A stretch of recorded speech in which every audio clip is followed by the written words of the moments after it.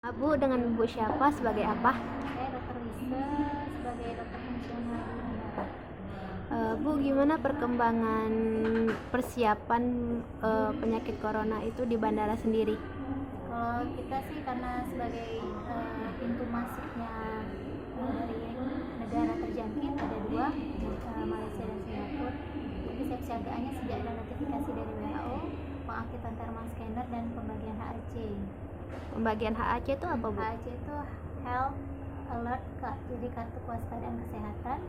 Jadi dalam satu lembar itu ada gejala-gejala yang mengarah kepada coronavirus.